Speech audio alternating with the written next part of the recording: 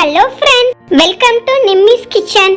இன்னைக்கு நாம பார்க்க போற ஸ்பெஷல் ரெசிபி என்னன்னு பாத்தீங்கன்னா முட்டை கொத்து பரோட்டா.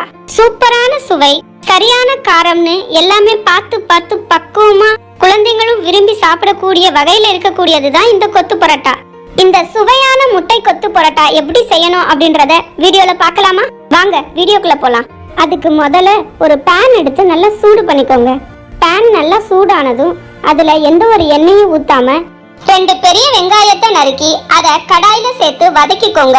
இப்ப எண்ணெயே இல்லாம வதக்கணும். வெங்காயத்தோட ஸ்மெல் நல்லா வர ஆரம்பிச்சதுக்கு அப்புறமா நாம அதுல ஒரு கைப்பிடி அளவுக்கு கருவேப்பிலைய சேர்த்து அதையும் எண்ணெயே இல்லாம வதக்கிக்கோங்க.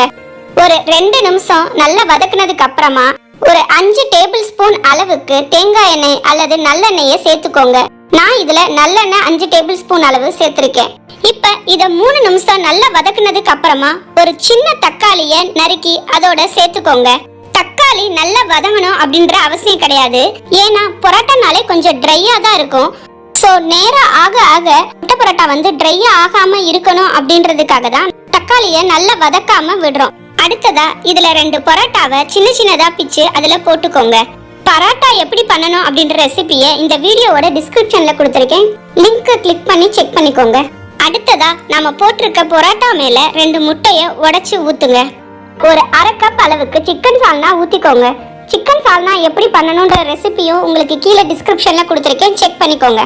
கூடவே தேவையான அளவு உப்பு சேர்த்து 1 டேபிள் ஸ்பூன் அளவுக்கு மிளகாய் பொடி போட்டுக்கோங்க. ஒரு ஷார்ப்பான எட்ஜ் உள்ள டம்ளர் ஒன்று எடுத்துக்கிட்டு முட்டை பரோட்டா நல்ல சின்ன சின்ன பீஸா ஆகுற அளவுக்கு நல்லா கொத்தி எடுத்துக்கோங்க. இதே மாதிரி கொத்துங்க. ஒரு 3-4 நிமிஷம் இப்படி தொடர்ந்து கொத்துனதுக்கு அப்புறமா மசாலாவும் பரோட்டாவும் நல்லா மிக்ஸ் ஆகி பரோட்டா சின்ன சின்ன பீஸா மாறிடும். அதுக்கப்புறமா அதுல ஒரு 1/2 டேபிள் ஸ்பூன் அளவுக்கு மிளகுத்தூள் சேர்த்துக்கோங்க. இது எல்லாத்தையும் நல்லா மிக்ஸ் பண்ணிட்டு கடைசியா அதுல கொத்தமல்லி தழை தூவி இறக்கிடுங்க. இப்ப சுட சுட சூடான ஹோட்டல் சுவையை தோத்து போற அளவுக்கு அருமையான சுவையில உங்களோட முட்டை கொத்து பரோட்டா ரெடி ஆயிடுச்சு. இந்த முட்டை கொத்து பரோட்டா உங்களுக்கு பிடிச்சிருந்தா லைக் பண்ணுங்க, ஷேர் பண்ணுங்க அண்ட் சப்ஸ்கிரைப் பண்ணுங்க.